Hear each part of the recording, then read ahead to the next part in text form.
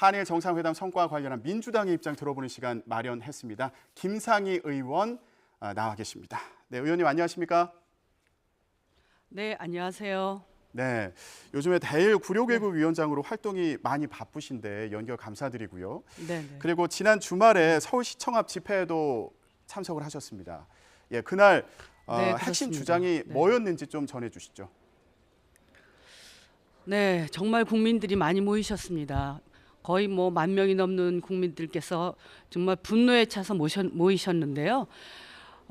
우리 지금 윤석열 대통령이 이미 그 대법원에서 판결을 무시하고 일본의 사죄도 배상도 없이 일본 기업이 낼 돈을 한국 기업이 내도록 하는 굴욕적인 그 강제동원 피해자 해법을 가지고 일본을 방문을 했습니다.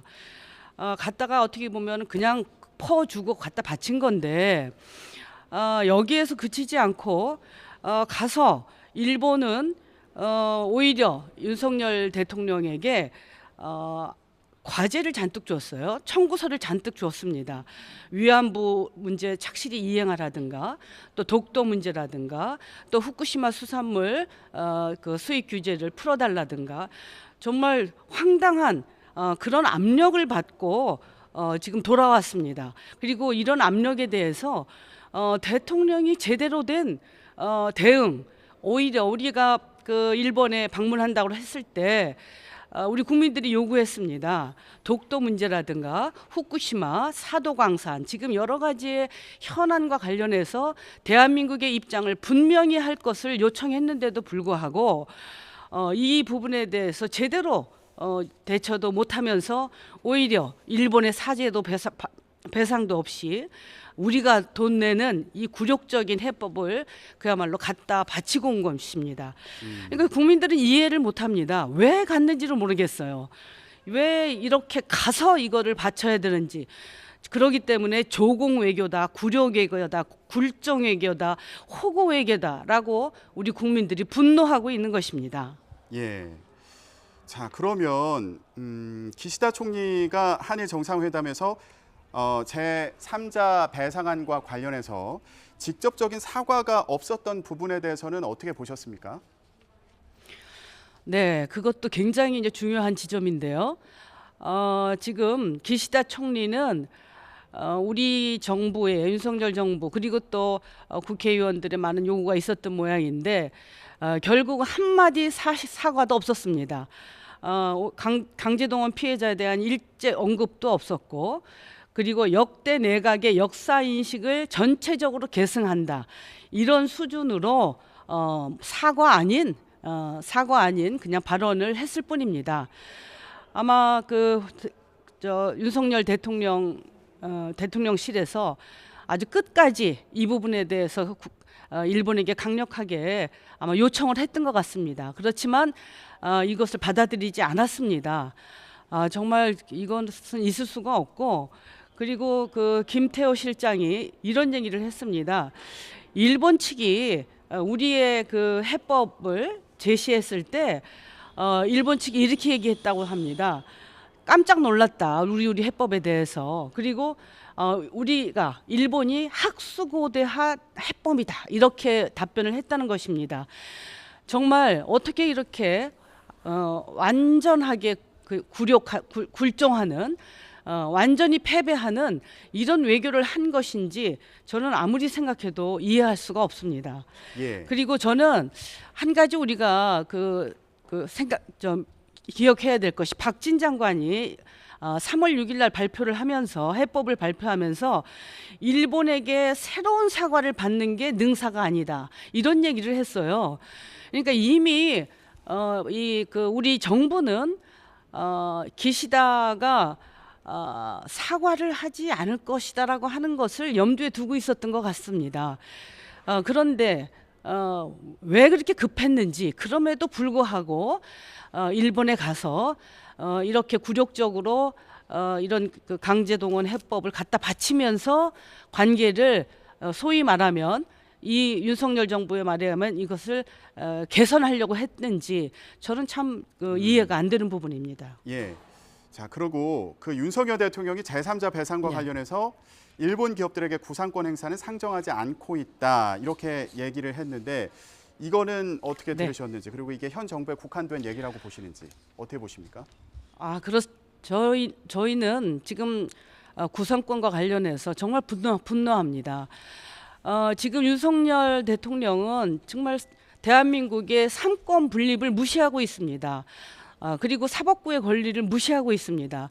이 구상권은 유효 기간이 10년입니다. 그리고 이 구상권은 지금 이 강제동원과 관련해서 이 지금 배상금, 보상금을 준 기업들이 낼 수 있는 것입니다. 지금 해법에 의하면. 그런데 한국의 대통령이 이것을 구상권을 행사한다 안 한다 할 수도 없는 것입니다. 사실 기업이 이 배상금을 내는 부분에 대해서도 국민들이나 그리고 이 그 각 기업들의 뭐 주주들은 이건 명백한 사실은 배임 행위라고 보고 있습니다. 그렇기 때문에 이 돈을 낸 기업에게는 배임으로 고소할 수가 있고 그리고 이 일본 전범기업에게는 얼마든지 구상권을 행사할 수 있는 것입니다. 윤석열 정권은 이제 1년 지났습니다. 앞으로 임기가 4년 남았는데요. 4년밖에 안 남은 정권이 구상권을 행사하겠다 안 하겠다라고 얘기하는 것은 어불성설이라고 생각합니다. 네. 자, 지금 제3자 배상과 관련해서 민주당의 공세가 갈수록 더 심해지고 있는 상황인데 강해지고 있는 상황인데 국민의힘에서는 이렇게 얘기합니다. 지금 민주당이 제3자 배상안을 비판하고 있지만 이거 문재인 정권에선 그럼 뭐 했냐 이런 비판을 하고 있지 않습니까? 이런 목소리에 대해서는 어떻게 생각하시나요? 네, 그것도 지금 국민들의 그 호도하는 행위입니다. 이미 문재인 정권에서는 굉장히 많은 노력을 했습니다. 그리고 이 해법을 만들기 위해서 소위 이제 문희상 해법이라고 문희상 의장께서 제안하신 해법에는 정부와 기업 그리고 또 일본의 정부와 기업이 함께 기금을 마련하는 해법을 제시한 바가 있습니다. 그렇지만 이 제시한 해법에 대해서도 우리 피해자들께서는 이것을 흔쾌하게 동의하지 않으셨습니다. 그래서 이 해법도 사실은 더 이상 진전시키기가 상당히 어려웠습니다. 이 강제동원 해법이라고 하는 것은 명백한 피해자가 있는 것이고 그리고 이 피해자가 30년이 넘는 기간 동안에 오롯이 자신들의 힘으로 법적 투쟁을 해가면서 쟁취해낸 사법적 권리입니다. 그래서 이 전범기업이 이것을 배상하도록 그렇게 판결을 내렸고 그리고 지금 그것이 진행 중인 상태에 있는 것입니다. 그런데 이것을 정부가 그것은 문재인 정부든 지금 윤석열 정부든 마찬가지입니다. 이 사법적 권리를 무시하면서 이것을 배상을 한국 기업의 돈으로 배상하라고 강제할 수가 없고 그리고 이 배상안을 피해자들에게 수용하라고 강제할 수가 없는 것입니다. 예, 알겠습니다. 자, 지금 또 관심을 모으는 부분 중에 하나가요. 정상회담에서 위안부 합의 이행 그리고 독도 문제 언급이 있었다. 이게 이제 일본 측의 입장인데 대통령실은 관련 논의는 없었다는 입장이고요. 자, 의원님께서 보실 때 이게 무슨 상황이라고 생각하시나요? 저는 정말 이게 너무너무 치욕적이고 굴욕적입니다. 이 사안에 대해서 박진 장관이 그 언론에 나와서 얘기를 하더군요. 독도 문제며 이런 부분이 의제로 올라온 적이 없다고 얘기를 했습니다. 이 의제로 올라왔느냐 안 올라왔느냐가 중요한 것이 아닙니다. 이 회담에서 명백하게 이것이 거론된 것이고 이 거론된 것에 대해서 윤석열 대통령이 어떻게 대답했느냐가 굉장히 중요한 것입니다. 그런데 이 부분과 관련해서 어떤 대답을 했길래 왜 이 대답을 숨기고 있는 것입니까? 그리고 이것을 일본 언론을 통해서 우리가 알게 된 것이거든요. 우리가 명백하게 요청했습니다. 윤석열 대통령이 일본에 가면 강제동원 해법과 관련해서는 사죄와 배상을 요구하라. 그리고 독도 문제, 그리고 후쿠시마 오염수 문제, 그리고 사도광산 문제, 이런 문제에 대해서 대한민국의 입장을 분명하게 밝히라고 요청을 했습니다. 네. 그런데 일본에 갔으면 당연하게 우리가 피해국으로서 이 문제를 우리가 우리가 문제로서 우리가 얘기를 했어야 되는 겁니다. 예. 당당하게 얘기하고 일본의 답변을 끌어내야 되는 건데 우리가 얘기하지 않고 일본이 그 문제를 거론했을 때 대통령이 제대로 얘기를 못한 것입니다. 그렇기 때문에 이 부분에 대해서 장관도 얘기하지 않고, 그리고 대통령실에서도 제대로 이 부분에 대해서 국민에게 말씀을 못 드리고 있는 것입니다. 그런데 일본 언론에서는 계속 이 부분에 대해서 대한민국 정부에 이것을 촉구했다라는 얘기를 하는 거 아닙니까? 이것은 완전히 그 말 가불이 바뀐 것이고, 일본의 태도는 적반하장입니다. 이 독도 문제도 그렇고 후쿠시마 오염수 문제도 그렇고 위안부 문제도 그렇고, 이 문제는 우리가 일본에게 강력하게 요구하고, 그리고 그 답변을 받아내야 되는 거 아니겠습니까? 그런데 어떻게 이 문제에 대해서 제대로 거론도 못하고 그렇게 저자세로 예. 쩔쩔매고 돌아온 거 아니겠습니까? 예. 저는 이게 지금 이 강제동원 해법과 관련해서 사죄 한 푼 하나도 못 받고 배상 하나도 못 하고, 도대체가 우리가 모든 것을 다 퍼주면서 거꾸로 일본에게 청구서만 잔뜩 가지고 정말 굴욕적으로 돌아온 윤석열 대통령을 저는 우리 국민들이 어떻게 바라볼까. 그리고 이렇게 대한민국의 국격이 땅에 떨어진 거에 대해서 우리 국민들이 얼마나 자존심 상하고 치욕스러울까 생각하면 정말 너무너무 저도 화가 납니다. 예. 자, 지금 예. 반도체 소재 관련해서 일본이 한국에 대한 수출 규제는 풀었는데 이 화이트리스트 원상 회복을 두고 한국 측의 대응 상황에 달렸다. 이게 일본 경제산업상의 발언이었거든요. 이 부분 어떻게 보셨는지 궁금하고, 이게 지금 저는 정말 그것도 당정에서는 법령 이해할 개정을 수가 하겠다. 없어요. 예, 이런 입장이거든요. 법령 개정을 통해서 신속하게 추진한다는 입장인데 민주당에서는 어떻게 대응하실지, 어떻게 보고 계신지 궁금합니다. 네, 그렇습니다. 지금 세계 그 불화수소와 관련된 그 소재 세 개는 수출 규제를 풀었는데 이 지금 화이트리스트는 안 풀지 않았습니까? 그리고 앞으로 뭐 절차가 남았다 이렇게 하고 한국의 이런 진행 사항을 바라보겠다 이런 태도인 것 같은데, 정말 이해할 수가 없어요. 그 부분도 왜 우리가 WTO 제소를 철회합니까? 이 문제가 다 해결될 때까지 WTO 제소는 그대로 사실은 유지를 해야 되는 거 아니겠습니까? 뭐가 급해서 그렇게 WTO를 우리가 먼저 철회하는지 저는 이해할 수가 없습니다. 지금 수출 규제 문제라든가 화이트리스트 문제는 실질적으로 대한민국의 지금 경제에 큰 영향을 주고 있지 않습니다.